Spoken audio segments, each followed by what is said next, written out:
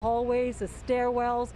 Neighbors say that they heard screams, they heard people knocking because they didn't know where it was coming from, and fire officials say that the smoke traveled very quickly up through all the floors because of that third floor apartment where the fire originated. That door was left open, and when fire officials arrived here, they found victims in the hallways, in the stairwells. They had burns, they had smoke inhalation, as well as some were in cardiac arrest just from the shock of what was going on here. Now, two neighbors on the 10th floor saw their apartments filling up with smoke, and they acted very quickly. I received a phone call from somebody who's on the third floor where the fire was at, and I looked out the back of the window, and that's when we see like the fire just fighting outside the window, and they had to break open the windows to let people out. Members found victims on every floor in stairwells. This is a horrific, painful moment for the city of New York. Catastrophe in the Bronx. The deadliest fire in 30 years tears through an apartment building, killing at least 19 people, 9 of those victims children. Hello, I'm Joe Torres. And I'm Lauren Glassberg in for Sandra Bookman. A nightmare fire erupts in the Bronx. The 5-alarm inferno broke out just before 11 this morning at 333 East 181st Street.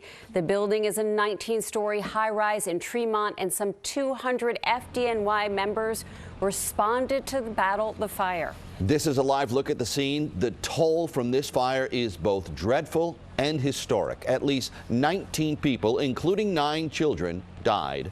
44 are injured, including 13 who would officials describe with life-threatening injuries. And a fire this deadly is almost unheard of in New York City. To give you some perspective, a total of 73 people died in fires in the city in all of 2021. Investigation, the death toll does stand at 19, but we are expecting that it could rise through the night. Meanwhile, fire officials do believe a malfunctioning space heater is what sparked the fire that led to the worst loss of life in a New York City fire in more than 3 decades. Flames shot like a blowtorch from a 3rd-floor apartment. Oh my gosh. But fire was the least of their problems as a lazy Sunday morning turned to pandemonium at the Twin Parks Northwest apartments. Everything in my apartment is black. The walls, the floors, my dog, my kids. So they just got us out just in time. It was instead the smoke, a thick column of smoke, black as night, that turned a 19-floor building into a death trap. An army of rescue workers pulled out one lifeless body after another, fruitlessly attempting CPR. But late this afternoon, the death toll approached 24, at the worst loss of life in a New York City fire in more than 3 decades. This is a horrific, painful moment for the city of New York. We were sleeping and then my kids scream, say fire, fire. It started in Mamadou Wage's 3rd-floor duplex, where he lives with his wife and 8 kids, one of whom was trapped on a burning bed. Wage has burns on his nose from when he leapt through the flames to rescue his daughter, who is also burned but alive. I don't wanna. So many of his neighbors did not survive. Anybody life stay in this. I don't want to hear that. Say anybody dead in this fire. That's why I worry about it.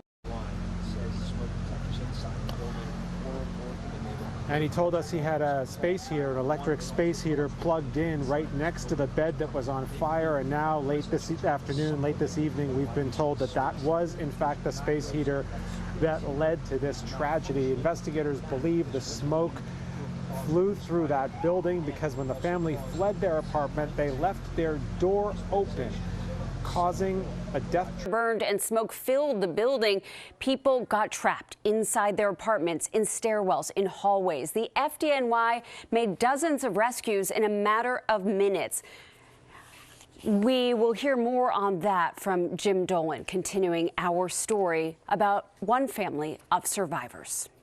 Julia Fowler had to make today the most wrenching decision of her life. With her son Jameek, who has asthma, she was on the 9th floor, and outside her window, she saw the fire climbing the building. At the time, the flames were flinging